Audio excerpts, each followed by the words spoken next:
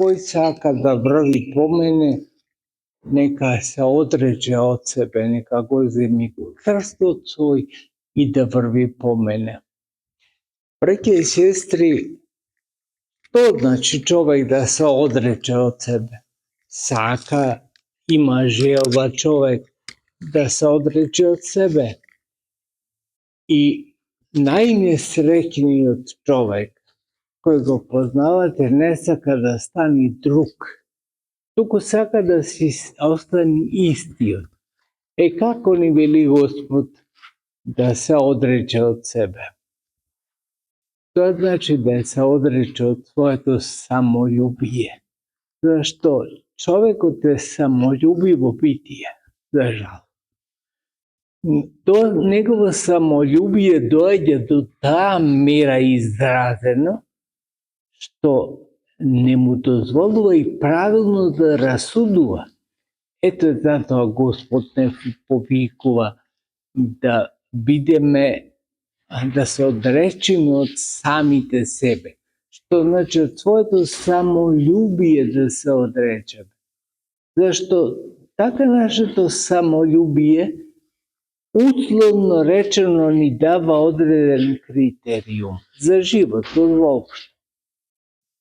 И ретко кој човек ќе го сретнеме и ќе рече да не биде мојата волја за нешто.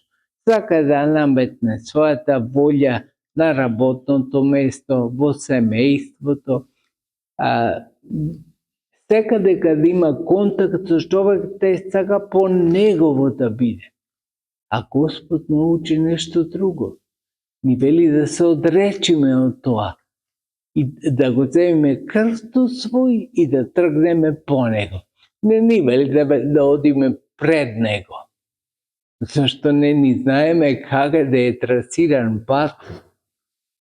Има една поговорка, вели не оди како прле пред магаре. Магарето поиќе си ги знае патиштата од прлето.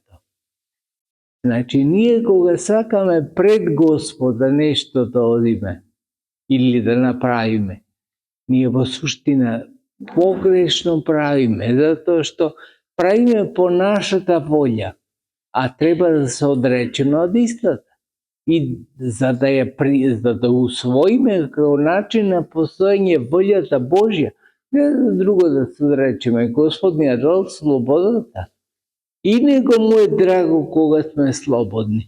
Меѓутоа, кога нашата слобода е воспитана слобода, изградена слобода, тогаш и нам и на Бога треба да ни е драго да исполниме истата.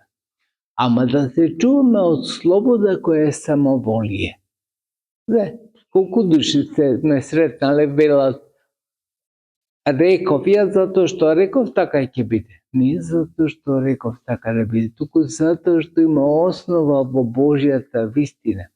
Нема ли основа во Божјата вистина? Џабе сум рекол и доследен сум на мојата глупост. Потребно е секогаш да се трудиме да спроведуваме волјата Божја. Еве денес во неделата, после возвижението на честниот крст, токму на тоа не упатува Евангелието кое го читаме. Значи, сакаме да го следиме Господа, па верувам дека повеќето сака да го следат. Ама не е возможно без да се одречеш од себе. Не е возможно без да се оставиш себе си на страна. Ако се вмешаш себе си, својот острастен живот, својата острастена волја, таа може да се спротистави на Божјата волја. Дури неосетно. Нема да бидеме свесни за тоа дека се спротиставуваме на Божјата волја. Затоа, браќи и сестри, во почетокот на духовниот живот, на сите нас ни е потребен искусен духовник, кој може да не води, да не направиме стрампатица, да отидеме во неповрат. Значи, потребно ни е некој да не упати. Нема Господ желба постојано да не држи во робство. Вие сега исповедајте се и тоа е најважното во животот. Не. Исповета во суштина значи една отвореност за примање на волјата на Божја. На тоа треба да сме отворени. Секогаш на тоа, зашто така не учи Евангелието. Не затоа што така не учи владиката или свештениците, или така не учи Евангелието. Го слушнав што ни вели Евангелието. Колку побрзо човек го свати тоа, колку побрзо се одрече од себе си, тогаш поголем простор има за да напредува во духовниот живот. Се това го доживуваме, го разбираме на начин на кој Господ не го пренесува, а не го пренесува само со збор. Ние со право би му рекле, што ни кажуваш ти со збор, ако со дело не го потврди. Ама ако не го потврдиш со дело, ако тој не се одречеше потполно од тебе, јако да ни покаже нас, не дека имаше потреба Господ да се одрече, што нема самолюбие кај него. Меѓутоа, за да ни покаже, тој беше расправен на крст. Како поинако не покаже? Што да не направи друго? Поголемо е тоа дело отколку зборовите, што цело Евангелие не напиша 4 Евангелија со зборовите негови. Поголемо и најголемо е. Со збор ни покажа како живее човек кој се одрекол од себе. Нема прв критериум да обстане уште 5 минути во живот. Како што многу минуват, нека си поживее тој уште 5 минути. Толку е 5 минути од прилика, уште дали ќе живее 100 години плюс или 100 години минус. Што се 100 години во вечност? Ама ако го разбереме тоа во полнота, ќе разбереме зошто Господ ни дојде. Ова за да ни го каже. Ама не само да ни го кажи, тој можеше да го кажи, да вика од небото и кој слушна. Туку дојде со дело да ни покаже. Сега неговото дело неизбришливо. Може некој да рече, дојде Господ, ама не беше расправен. Кој да рече, ќе го сметаме малку за нездрав. Дојде Господ да ни покаже со крстот како се стигнува до воскресение. Тоа е важно, тоа нешто што не осмислува, тоа нешто што не прави да бидеме возвишени браќа на Господа наш. Зашто за тоа дојде тој, да ни покаже дека сме браќа негова и синови на небесниот Отец. Значи друго, велам, зошто би доаѓал Господ? Направи смирение, затоа и може нас да не учи на смирение. Значи може нас да ни речи да се одречеме од себе си, да не бидеме самолюбиви, затоа што претходно самиот се одрече од себе. И ни покажа не самолюбивост. Само затоа можеме да му достоверно да му веруваме.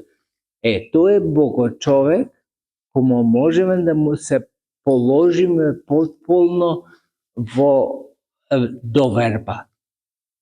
Сето друго и вака и така врви. И вака е потешко некој живот изминува, некој живот полесно изминува. Меѓутоа најважно е да имаме доверба во Бога дека Господ го осмислува нашиот пат. Затоа ни вели и тргни по мене. Не вели како што спомнавме, не вели тргни пред мене, току тргни по мене. Гледај мене со други зборови како го одживеав животот и со мака и крст, ама и воскреснав. Тоа треба да го научиме како најважна лекција во живот. Најважната лекција која црквата решава е животот вечен. Се друго е добро и како да живееме подобро, и како да живееме квалитетно во семејството, И како нивата дури да ни роди повеќе, тоа можеме да го учиме, меѓутоа не е најважно. Најважно е ова првото. Да имаме вечен живот. Кога имаме вечен живот, тогаш се друго ни се придодава. Ете, браќи и сестри, да се потрудиме животот во црквата да ни постане само одрекување од собствената самобендисаност, да ни постане начин на сопостоење, прво со Бога, а после и со ближниот, затоа што токму од тоа сопостоење зависи иднината наша. Ќе рече човек, како зависи? Ако од тоа што ќе си замешам, тоа ќе стркам. Точно до некаде. Меѓутоа важно е и со кого ќе сркам. Значи, со кого ќе бидам на трпезата. Не е важно со кого ќе седиме на трпезата Господова. Затоа е потребно да се потрудиме и ние, како индивидуи зборувам, ама и сите како општествени битија, односно личности, да влеземе во заедница со Бога, носејќи ги дури и грешните наши браќа. Таму, секако прво предизвикувајќи ги или поттикнувајќи ги на покаяние, зашто нема иднина ако нема покаяние. Ама најважно се да му се предадеме на Господ, тој да го води нашиот живот, а ние да одиме по него. Милоста Божја да биде со вас во сите дни на вашиот живот. Исполајте